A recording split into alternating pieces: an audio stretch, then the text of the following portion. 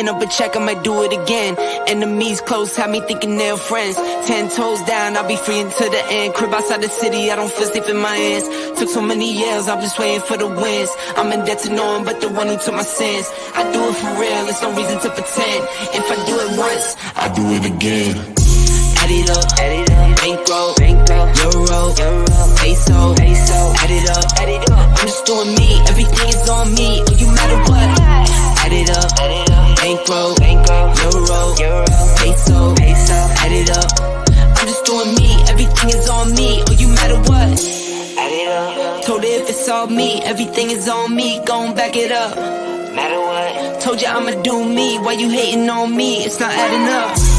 I do roll like a Mack truck, country heart, I might cop a farm and go act up. Lot of scars, I was cold-hearted, now I'm back up. Keep it real, I do this once a month, I don't rap much. I just take the money and go stack up.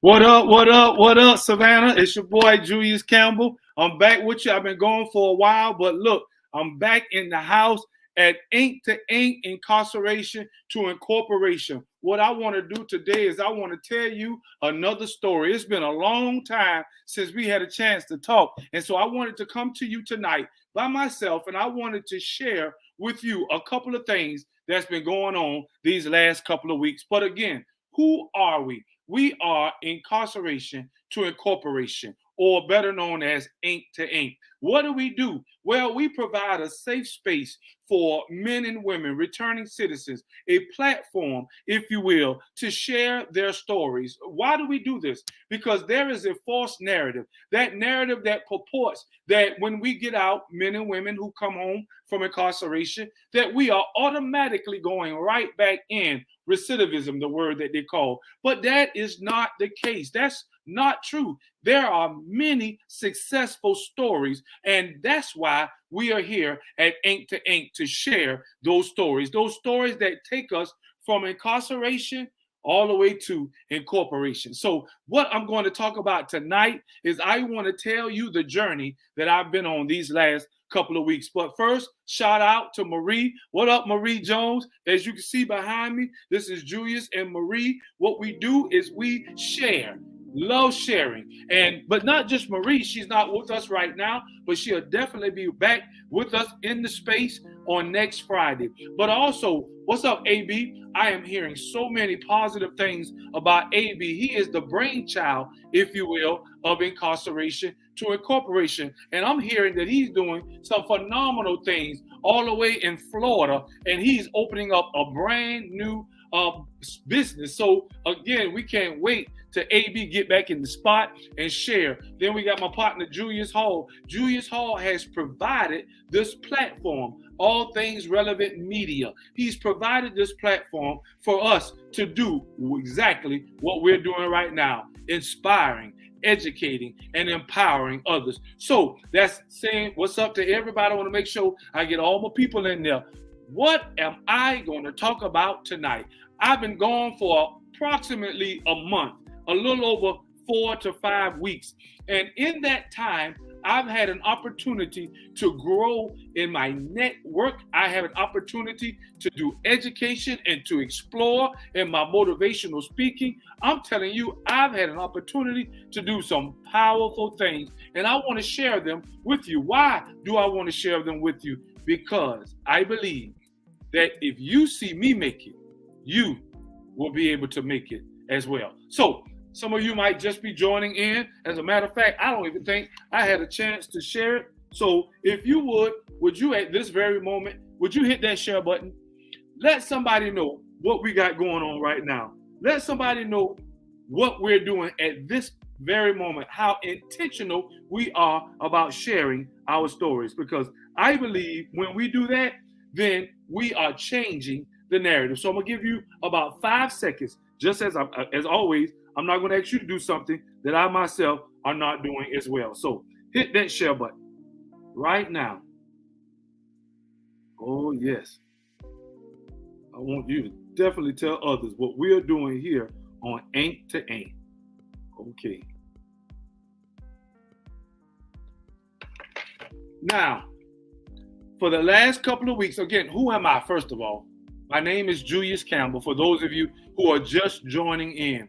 And I've been incarcerated in Georgia's prisons. I was incarcerated from 1993 to 2019, approximately 26 years. That's right, 26 years.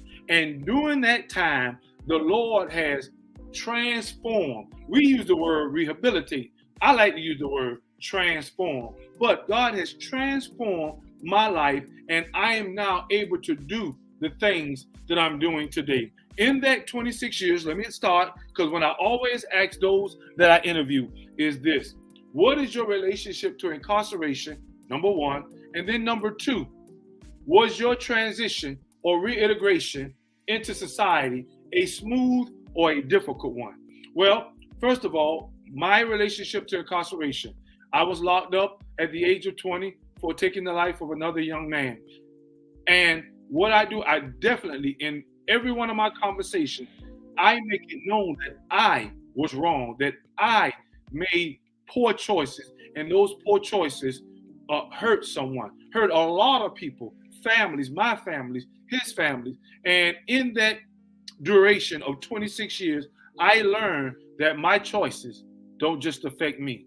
And I hope that you are also learning that even though it's your life, even though you have the freedom and the choice to do what you do, you must understand that your choices don't just affect you. My choices affected my whole family. My choices also affected the lives of the young man and his family as well. And so I want you to understand that. But when we make those poor choices, and God gives us a second chance, for some of us, third, fourth, fifth, and sixth. But when we get another opportunity, we ought to use that opportunity for good, for positive. And that is what I've had opportunity to do.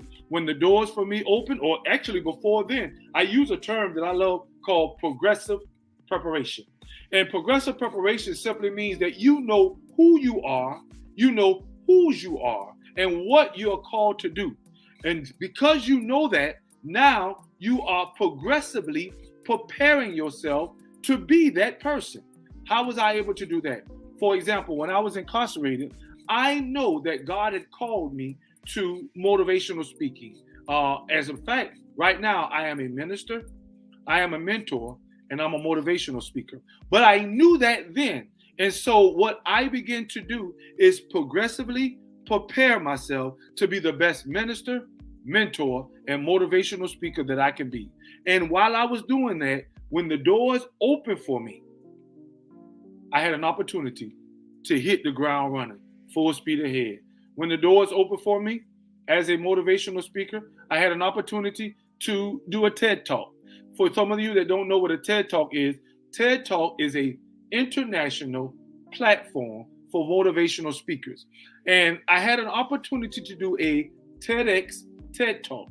And my subject was helping returning citizens to be successful. It's on YouTube. You can go and look at it right now. Look up recidivism, and then you'll see my name, Julius Campbell. But I said that simply to say that I progressively prepared to be the person that I am today as a minister. I went through 4.5 years of seminary, and I graduated. And now, as I'm home and the doors have opened up to me, I minister as well. And then lastly, as a mentor. While I was on the inside, I trained, got the skill set for mentoring a lot of young men, the ages of 17 on up. And because I did it there, when I came home, God gave me the opportunity to do it out here. So that is my transition from the 26 years in prison. Now I am coming home. As I came home, I had those 4 staples, those things that are necessary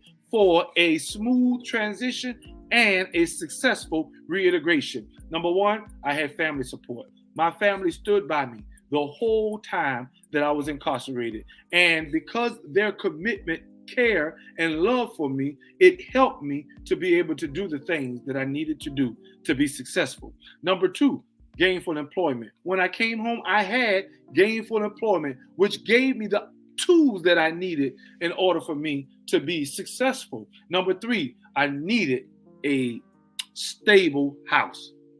I needed a place to stay that was stable, that was safe. And my parents provided that for me. And number 4, community support. I had a community to come around me, faith-based community. They came and helped undergird me, and that has helped me to be successful in the 4.5 years that I've been out. When I note what I said, 4.5 years, which has exceeded the 3 years that they say that we, returning citizens, will recidivate. So I am very grateful for that success. But because of those 4 staples, now I am able to do the very things that I do right now. And let me share a little of those things with you. First of all, I am a life navigator. What is a life navigator? Well, a life navigator is a system-impacted adult who now works alongside a system-impacted youth, and you're helping that person to safely navigate through the chaotic culture that they're living in. Because I've experienced the very things that they themselves are experiencing, now there was an innovative organization called Deep Center that utilizes my skill set, not just my lived experiences, but my skill set to come alongside young men to help them to safely navigate to shore. That's what I do. And that is an awesome experience that I have. Can you imagine me after 26 years being able to come alongside a young person and tell them some of my lived experiences so that they don't have to make the same mistakes that I made? There was a famous poet by the name of George Santayana, and he himself said this. He said, and I quote, "He who does not learn from his mistakes is forced to repeat them. He who does not learn from history is forced to repeat its mistakes." So I get that beautiful opportunity to share my history with young people so that they don't repeat my mistakes. That's what a life navigator does. And that's what I've been doing for 2.5 years thus far. And not only do I do that, but I'm also a program director for OAA Savannah, Offender Alumni Association.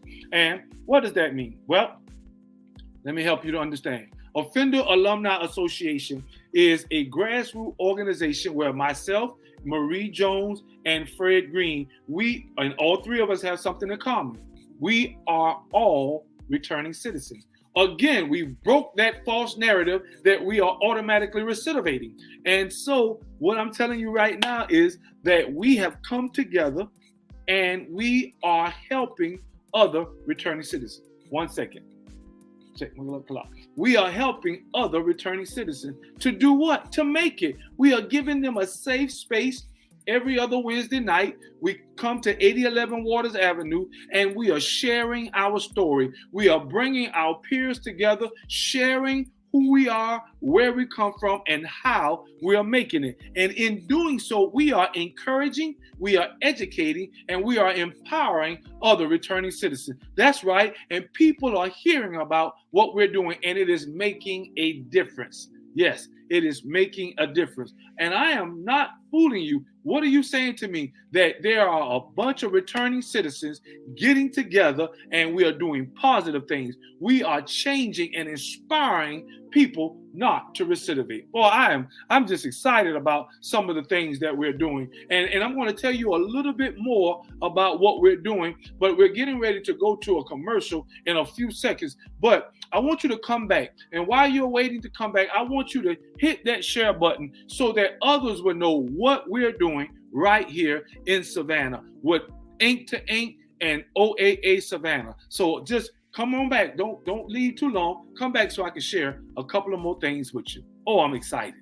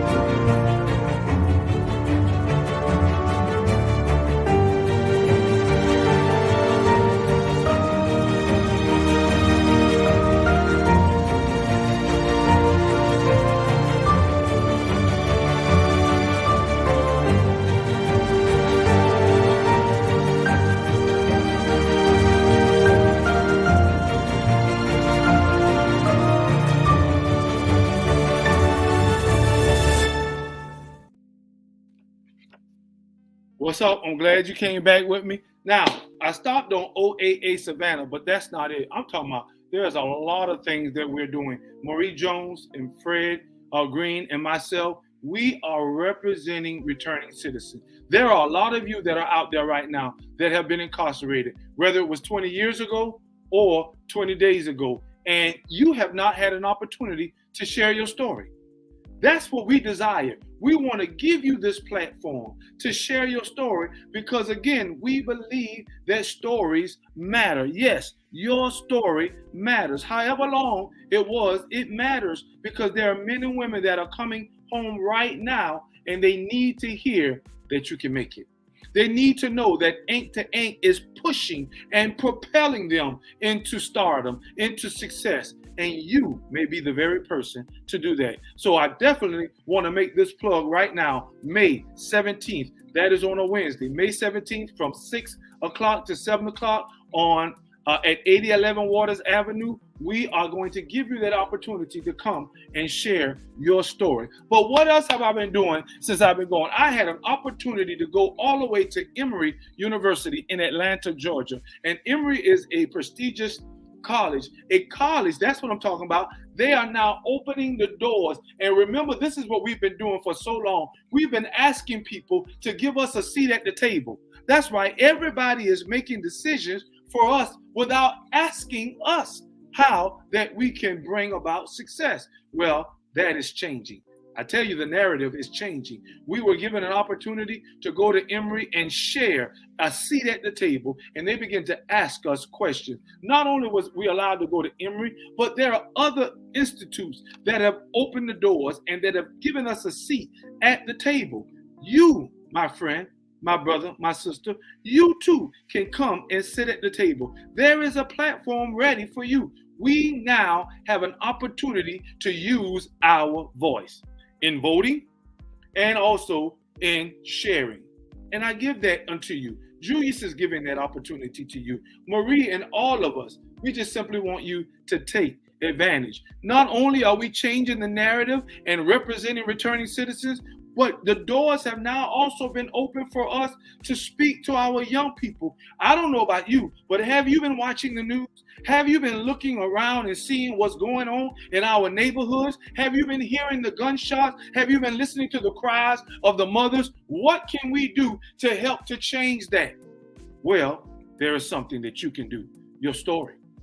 Your story can change the mindset of another young person. And we have been given an opportunity here at OAA and Ink to Ink to share our story with young people. We're looking for mentors, a man or a woman who has moved on from the adolescent immaturity to the maturity that they're in now. We are looking for you. We've been given an opportunity to teach curriculums, character developing curriculum, abstinence and risk reduction curriculums to our young people, to our system impacted young people. What am I saying? I'm telling you right now that returning citizens are getting an opportunity, that we are getting a second chance, not just a second chance to talk, we're getting a second chance to act. Second chance hiring is going on right now. Just last week, we was given an opportunity to go and to hear the heartbeat of our criminal justice system, hear the heartbeat of some judges and DAs,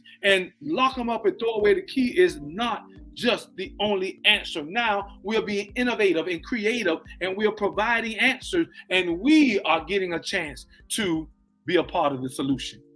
That's right. I am excited. So I know I've been gone for a couple of weeks, but I'm telling you, I've been going and I've been doing some things and I've been setting some platforms and now I'm here and I'm inviting you.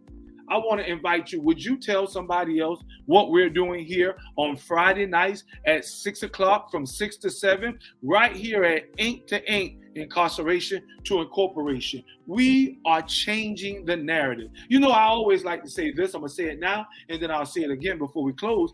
I say this, but we may have started this thing out wrong. But look at us now.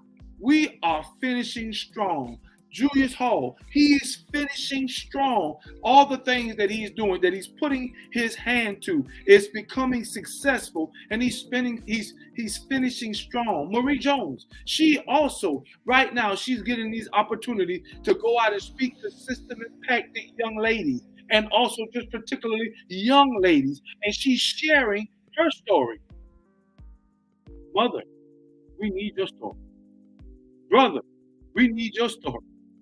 Those of you that have been keeping your mouths closed for such a time as this, it's time to open it. If this world and those who are negatively representing us are screaming from the housetop, why can't we, for doing it right, scream also? I just want you to know that on this platform, you have an opportunity. And you can look forward to the things that we're getting ready to talk about next week, in the weeks to come. I've been out recruiting and talking to a lot of people. And next week, we're going to have a couple of men that come down from Atlanta, and we're going to share what's going on. There are some of you right here listening to me right now that have been incarcerated, and you have been paying fees and fines, and it has been impacting you. It has been hurting you. It has been hindering you from moving and successfully reaching a lot of your goals. Where we got some men, as we got a team of men, let me say that. We got a team of men and women that are now being intentional about changing policy. You see, we've always known that the criminal justice system has put policy over people. Well, now we got a group of people who are changing that narrative, and we are balancing that thing out. And now people are back in their rightful place, more important than policy. And so what we're doing on May 17th, again, we are talking about how we can change the impact that fees and fines have had on us, whether it's leg monitors, whether it is restitution, whether it is the classes that you got to pay for. I don't know what it is that's going on in your life, but if there are fees and fines that are hurting and hindering you, please reach out to me.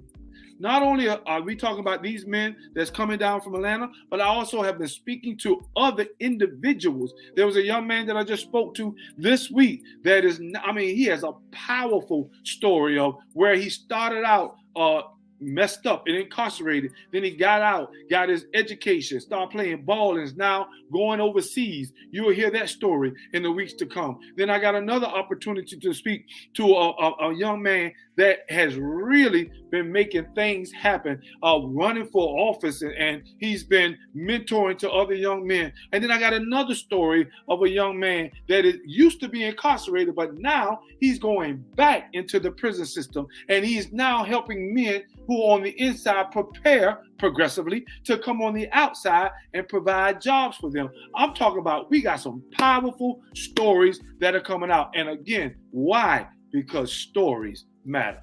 That's what I'm saying. Hold on one second. Stories matter. I want to make sure that I'm on point here. If you don't understand anything that I'm saying to you right now, please understand this. Your story is important. Okay, let me look at my little, make sure I'm on point here. Your story is important. Yes.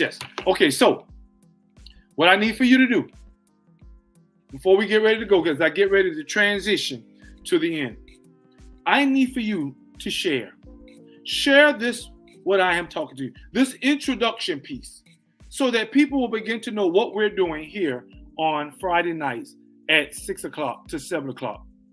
Ink to Ink, Incarceration to Incorporation, OAA Savannah, Offender Alumni Association. We are coming together and providing this platform for you. Secondly, I need you to know this. Your story matters. Whether it was 20 or 30 years ago, and it has made you into the person that you are today, it matters. Young lady, I want you, come and share your story. There are thousands of women that are listening for help, encouragement. I need you. I don't know how to relate, but you can. Would you please come out and do it? Those are my returning citizens. But the community also, I need you to know what we're doing here, because you too can be a help. We are connecting dots here from Ink to Ink. What dots are you talking about, Mr. Campbell? When I came home from incarceration, I heard that there was a lot of resources out there, but I could not reach them. I could not attain to them because I did not know where they were. But what we're doing now here at Ink to Ink is we are connecting those dots. We are looking for those resources, writing them down, and connecting you with them. Community, we need you. You know where those resources are, whether it's employment, whether it's housing, whether it's healthcare, whatever it may be. We need you. Would you do that for us? Faith-based community. I'm talking to you as well. God has called us, yes, ministers, to go in and see about them. Jesus himself said it. He says, when I went to visit you, when you were hungry, when you were thirsty, when you were in prison. That is our job, not just to go and preach, but we are to also be a help. So would you also listen in? Would you tell another church what we're doing here on Ink to Ink? Would you let them know that they too can be here as a platform and a comfort for men and women who are returning back from incarceration? That's our job. And then lastly, family members. What about you? You know somebody that's incarcerated right now. There are statistics out there that say, if I'm not mistaken, 1 in 8 of us have someone or know someone that is incarcerated. Have you checked on your loved one lately?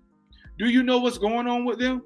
Well, we're talking to our families as well. I like to say it in 3 R's. I say returning citizens, relatives of returning citizens, and resources for returning citizens. That's our audience. That's our target group. That's who I'm talking to tonight. So would you go out and tell those what we're doing? Again, every Friday night from 6 to 7, we are called Ink to Ink on all things relevant or our Black media. You can find us on Facebook. You can find us on YouTube. And you're getting ready to find us on Roku TV as well. I am Julius Campbell, and I am, again, excited to be able to come back. I've been going on a journey, but I'm back, y'all. I'm here, and I am getting ready to launch. I'm excited. Getting ready to launch out with not just me, Marie, Julius, AB, and the rest of those who are coming alongside us, and we are going to help as many men and women as we can who are returning. Your reentry, your reintegration is going to be successful if Ink to Ink and OAA Savannah got anything to do with it. So again, tell those who are watching, share right now so they'll know to be here next week. I want to be able to say shouts out again to Marie. I know she'll be here next week. Julius Hall and AB and Fred and all of the team. We will be back. But before we leave, let me encourage you one more time. You may have started this journey off wrong, but look at us now. We're finishing strong. Love you, and I look to see you again next week on Ink to Ink. Good night. I ran up a check. I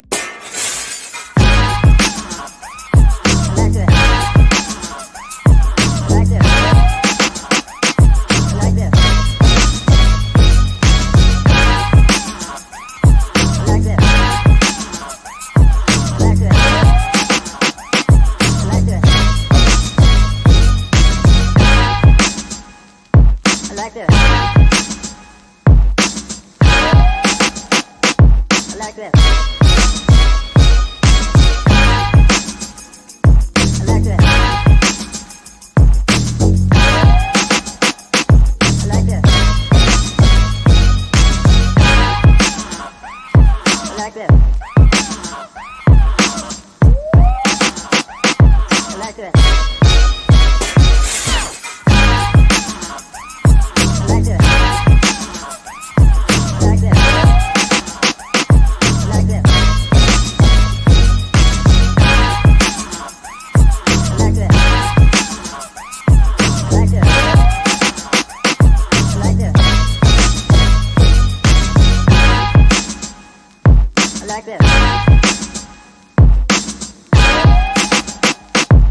that.